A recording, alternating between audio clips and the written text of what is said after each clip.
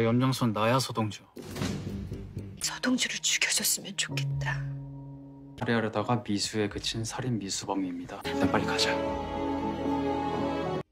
Halo guys, balik lagi ke channelnya Mimin. Gimana kabar teman-teman semua? Semoga baik-baik aja ya. Oke, di video kali ini mari kita lanjutkan review dari drama Buried Hearts yang makin seru tentunya. Bagaimana kelanjutannya? Ini dia, by Mimin. Kakek Tantrum itu udah semangat banget, bahkan dia sudah menyiapkan minumannya untuk menyambut kemenangannya kalau misalkan Sodongju dan juga Yeonam itu kehilangan nyawa mereka pada malam tersebut. Dan dia sedang menunggu telepon dari Ildo dan juga anak buahnya yang lainnya. Dan sebelum Ildo sampai ke ruangannya Dongju, ternyata dia itu sempat melihat anaknya itu datang ke ruangannya Sodongju. Anaknya itu terlihat khawatir banget dengan Dongju, bahwa dia juga bilang sesayang itu dia dengan Sodongju, karena Dongju itu udah dianggap sebagai abangnya sendiri. Bahkan dia juga tahu sebenarnya kalau misalkan ayahnya itu sengaja tidak menelpon rumah sakit pada waktu itu, dan dia kaget banget melihat kelakuan ayahnya seperti Dakjal. Setelah Taeyeon keluar dari ruangannya Dongju sadarkan diri dan dia mendengar semua perkataan dari Taeyeon, dan dia benar-benar bisa percaya kepada Taeyeon. Dan karena takut ketahuan anaknya, Ildo pergi ke toilet untuk bersembunyi, dan dia mengatakan bahwa dia nggak bisa nyerah untuk sekarang, dia harus menghabisi nyawa Sodongju karena dia dan juga anaknya harus mewarisin seluruh perusahaannya Pak Cha. Walaupun sebenarnya Ildo memutuskan setelah itu mengurungkannya dan juga mau pulang, dia mendengar ribut-ribut di kamarnya Sodongju. Makanya dia mampir ke sana dan melihat bahwa ada anak buahnya kakek Tantrum berusaha untuk menghabisi nyawanya Dongju. Tapi Dongju sempat lengah gara-gara dia melihat ke arah Ildo, lalu dia hampir dihabisi nyawanya. Lalu Ildo memutuskan untuk membantu Sodongju dan juga menyuntikkan cairan kepada orang suruhan dari kakek Tantrum. Alhasil Dongju berhasil diselamatkan. Terus kan Pak Cha itu nggak sadar kalau misalkan dia tuh nelpon Dokter Kang sambil berjalan keluar, bahkan dia nggak tahu kok itu udah di luar kawasan rumahnya dia karena penyakit demensinya itu semakin parah. Terus dia memanggil sekretaris Gong, dan saat itulah dia sadar kalau dia itu lagi di jalanan. Terus ketika Sodongju sudah menyekap anak buahnya kakek Tantrum, dia langsung video call sama anak buah orang suruhan Pak Yom tersebut. Lalu dia bilang bahwa ya mungkin mereka berdua bakal dia sekap atau juga mungkin dia habisin nyawanya. Kemudian orang suruhan itu mengatakan kepada Dongju bahwa nyawanya Enam juga terancam pada malam itu. Nah, karena khawatir, Dongju langsung nelpon Enam dan dia menginformasikan kepada Enam bahwa Enam itu sedang dalam bahaya karena juga dikejar sama anak buahnya kakek Tantrum. Enam memutuskan untuk keluar dari sana dan juga pulang, lalu dia benar-benar diikutin. Lalu Dongju nelpon dan disuruh kasih sama Enam telepon tersebut kepada orang yang ngikutin Enam, dan akhirnya disuruh untuk tidak melakukan apapun kepada Yeonam karena ya nggak bisa. Setelah itu Dongju menyuruh perawatnya untuk udah pulang aja karena dia sudah baik-baik aja. Kemudian untuk Ildo, dia meminta HP-nya Ildo karena ada hal yang harus dia lakukan dengan HP tersebut, terutama menghubungin si kakek Tantrum. Kemudian Dongju juga nge-spill bahwa Ildo udah berusaha 2 kali untuk menghabisi nyawanya, tapi Dongju malah menyelamatkan Ildo sebanyak 2 kali, termasuk hari ini dan juga ketika Ildo tenggelam di laut. Terus kan nasib dari Pak Cha, dia tuh masih bingung dan dia nggak tahu minta tolong sama siapa karena dia nggak ingat apapun. Nah, terus untung aja pada waktu itu Ji Sonu itu datang dan dia lagi di lampu merah pada saat itu. Terus dia ngelihat ke arah Pak Cha, dia kira kayak dia kenal orang tersebut. Nah, setelah dia ingat-ingat, ternyata orang itu memang sering datang ke resto milik ibunya. Nah, kemudian dia hampirinlah Pak Cha. 저 기억 안 나세요?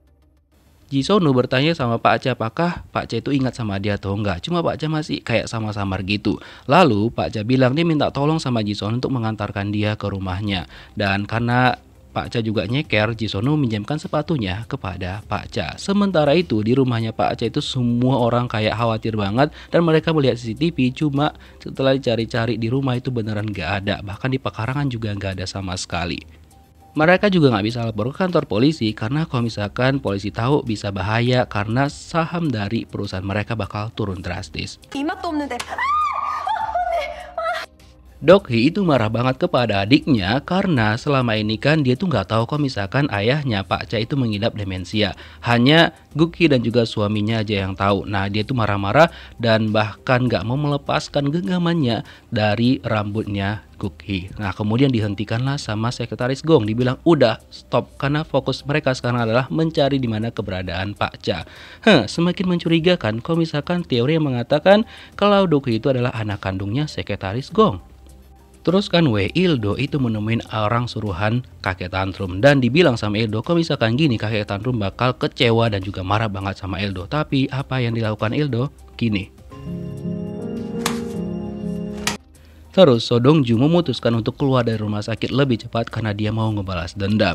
Nah dia ambilkan HP Ildo, HP suruhan dari si kakek tantrum, dan lalu dia menelpon kakek tantrum. Karena kakek tantrum pun bingung kok sampai jam sekarang itu belum ada kabar dari Ildo dan juga orang suruhannya dia.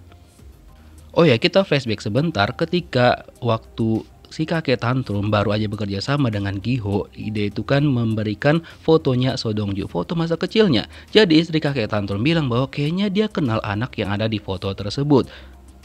Dan sudah dikonfirmasi di sini kemungkinan besar bahwa So Dong-ju itu adalah Sung Hyun yang merupakan anak dari ayahnya Enam. Dan memang penampilannya itu kayak cewek sewaktu kecil dipakai ikatan rambut gitu. Namun si kakek tantrum bilang bahwa dia nggak terima kalau misalkan istrinya bilang anak tersebut adalah So Dong-ju. Intinya itu adalah anak yang berbeda, titik. 동주야, Sebelumnya Dong-ju pergi dulu ke tempat Enam untuk memastikan bahwa Enam tuh benar-benar aman. Setelah itu dia mau ngajak Enam untuk mengantarkannya pulang dan memastikan sudah benar-benar aman banget gitu. Tapi ketika sampai di parkiran, Dong-ju melihat bahwa ada seseorang di mobilnya Enam. Ya udah dia hajarlah orang itu yang juga merupakan suruhan dari kakek tantrum. Kemudian So Dong-ju mengambil HP-nya juga. Jadi ada total 3 HP yang dimilikin sama So Dong-ju. Kakek tantrum udah semangat banget nih ya kan. Apalagi ada telepon dari anggota-anggotanya termasuk juga Ildo. Tapi yang ngejawab telepon itu adalah So Dong-ju. 염정선 나야 서동주.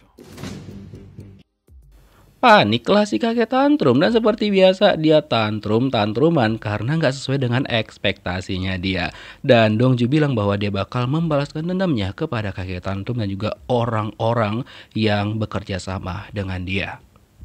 Terus kakek tantrum nelpon anggotanya satu lagi tapi yang angkat tetap juga So Dongju. Oh makin paniklah dia, mampus kau. Enam ngerasa bangga banget dong karena dia itu masih dipeduliin sama So Dong-ju. Dan untuk kakek tantrum, dia nggak bisa ngapa-ngapain lagi dan dia udah mulai buntu nih sekarang karena dia juga udah tahu kalau misalkan So Dong-ju itu selama ini dianggap sudah pura-pura hilang ingatan. Dan anggotanya kakek tantrum udah dilaporkan ke polisi dan Enam untuk sekarang sudah aman. Setelah itu So Dong-ju memutuskan pergi dari sana karena masih ada banyak hal yang harus dia lakukan. Tentunya untuk membersihkan dakjal luchnut yang masih berkeliaran. 할아버지, 지금 이 골목 몇 번째인지 아세요? Dan untuk Pak Cha hingga sekarang masih belum sampai ke rumahnya karena dia benar-benar nggak ingat. Ji-sono juga sampai bingung karena terus-terusan keliling ke tempat-tempat itu aja bahkan lebih dari 10 kali. Jadi Ji-sono tuh bingung ini sebenarnya si kakek tahu nggak sih rumahnya di mana gitu kan. Nah untuk Pak Cha dia cuma taunya kalau misalkan Ji-sono ini adalah anak kandungnya dia, putranya dia. Nah kemudian Ji-sono karena udah pening melihat kelakuan Pak Cha, akhirnya dia memutuskan untuk ngebawa Pak Cha pergi ke kantor polisi. Karena menurut dia mungkin polisi bakal bisa ngebantu Pak Cha untuk menemukan rumahnya gitu. Terus Pak Cha bilang enggak apa-apa kok, enggak apa-apa, kita pergi aja, aku udah ingat. Sementara itu keluarganya Pak Cha itu semakin panik karena udah hampir tengah malam tapi Pak Cha benar-benar gak bisa ditemukan. Terus akhirnya mereka melihat kayaknya itu Pak Cha deh diantar sama seseorang. Lalu mereka melihat dan itu beneran Pak Cha dan diantar sama Ji-sono. Paniklah si Cha Duk-hee. Yang lainnya sih berterima kasih ya sama Ji-sono kecuali si Cha Duk-hee ini. Dan dia semakin kaget juga ketika Pak Cha itu mention bahwa Ji-sono ini adalah anaknya dia. Dia diantar sama anak kandungnya dan Pak Cha itu nggak mengenal mereka yang ada di rumah itu. Dan Bu ART dengan mulut lemesnya bilang dong, tunggu. Pak Cha berarti udah nemuin dong putra yang hilangnya. Nah tapi Ji-sono pada waktu itu kan masih nganggap Pak Cha itu ngawur. Jadi dia bilang enggak, aku itu bukan cucunya ataupun bukan anaknya. Dan Jisonu juga berpesan bahwa dia nanti bakal mampir lagi untuk mengambil sepatunya. Dia juga menitipkan sesuatu untuk diberikan kepada So Dong-ju. Nah, Duk-hee ini semakin ketar-ketir dong kalau misalkan Jisonu itu bakal sering-sering ke sana. By the way, 6 itu mendatangin suaminya yang lagi lembur. Nah, terus diajak untuk pulang bersama. Katanya suami ini dicariin sama pamannya, si kakek tantrum. Dan suaminya berpikir karena 6 udah baik sama dia, jadi 6 tuh jadi menunda perceraian mereka ataupun membatalkannya. Nah, sesampai di rumah si kakek tantrum, dia langsung nanya, "Paman katanya nyariin aku ya?" Nah, kakek tantrum bilang, "Loh, nggak ada. Emang siapa yang bilang?" "Ya 6 yang bilang." Terus kakek tantrum bilang, "Loh, dia masih berani pulang ke rumah ini." Heranlah keponakannya. Dan kakek tantrum nggak nyangka kok misalkan 6 itu bisa selicik itu. Nah, kemudian dia mendengar suara dari So Dong-ju. Makin kagetlah dia, sama dengan Gi-ho juga ya kan. Lalu pergilah mereka menemui So Dong-ju dan juga sudah bersiap untuk menghabisi nyawa So Dong-ju. Tapi ternyata nggak bisa, karena So Dong-ju sekarang backingannya adalah Pak Presiden, yang merupakan orang yang juga kerjasama dengan kakek tantrum. Dibilang, kalau misalkan terdengar suara dor, siap-siap aja nanti ku kirim pasukan ke sana untuk menghabisi kamu. Gara-gara itu kakek tantrum nggak berani dong, dan dia juga diperintahkan untuk berbaikan dengan So Dong-ju. Nah, dengan sangat-sangat terpaksa kakek tantrum menuruti permintaan Pak Presiden. Dan sebenarnya Pak Presiden juga nggak mau baik-baik betul kepada So Dong-ju, cuma dia nggak ada pilihan karena Dong-ju lah yang memiliki uang yang ada di rekening Swiss itu, dan juga dia anggap Dong-ju itu adalah orang yang sangat-sangat berbahaya. Dan untuk kakek tantrum dibilang sama Dong-ju bahwa dia itu nggak mau berbaikan sama kakek tantrum, tapi dia sengaja membiarkan kakek tantrum hidup karena dia mau membalaskan dendamnya. Jadi kayak pelan-pelan dia bakal menghabisi nyawa kakek tantrum. Dilihat aja nanti, pokoknya dia bakal menghabisi nyawa kakek tantrum dengan sangat-sangat brutal. Dan untuk Duk-hee, ketika Ildo udah pulang ke rumah ya kan, dia cerita nih apa yang terjadi sama ayahnya. Kalau ayahnya itu mengidap penyakit demensia yang udah parah banget, dan dia cukup kecewa sama Ildo karena gak cerita sama dia. Dan dia juga cerita yang ngantar ayahnya adalah Jisonu. Jadi itu kayak gedek banget, terutama dengan So Dong-ju. Jadi dia bilang sama Ildo untuk segera menghabisi nyawa So Dong-ju. Makin bingung lah Ildo ya kan, karena berkali-kali tuh dia menghabisi nyawa So Dong-ju tapi nggak bisa-bisa. 다 나와서 퇴원했습니다, 공비서님. Keesokan harinya Dong-ju masuk kerja lagi, dan dia bilang sama sekretaris Gong bahwa dia itu udah sembuh. Tapi ekspresi sekretaris Gong menunjukkan bahwa dia itu kayak nggak terima, dan dia memastikan kepada Pak Cha bahwa ingatannya sudah benar-benar kembali, termasuk permintaan Pak Cha untuk menjadikan Jisonu itu sebagai pewaris aslinya. Terus kan Dr. Kang ketika dia baru pulang kerja pada hari itu, dia menghampirin ayahnya, dan ayahnya minta tolong sama dia untuk memindahkan foto-foto di HP ayahnya ke tablet yang baru dia berikan. Nah, ketika lagi dilihat-lihat sama Dr. Kang foto-fotonya, dia salfok dengan foto yang kayak itu diambil jadul banget. Dan ditanya itu ada Ildo, terus Duk-hee dan juga suaminya Duk-hee. Dan ada seorang anak yang digendong itu adalah So Dong-ju. So di sini kayaknya udah benar-benar dikonfirmasi bahwa Dong-ju itu memang kemungkinan besar adalah anaknya ayahnya 6. Terus So Dong-ju setelah dari ruangan Pak Cha, dia pergi menemuin Ildo. Jadi dia memperingatkan Ildo bahwa dia itu ingatannya sudah 100% kembali, dan dia juga tahu kalau misalkan Ildo sudah berusaha untuk menghabisi nyawanya beberapa kali, dan dia tidak akan membiarkan hal itu lagi. Dia bilang dia bakal membalaskan dendamnya. So kira-kira bagaimanakah kelanjutan kisahnya? Kita lihat di next episode. Thank you for watching guys. See you next video. Bye bye.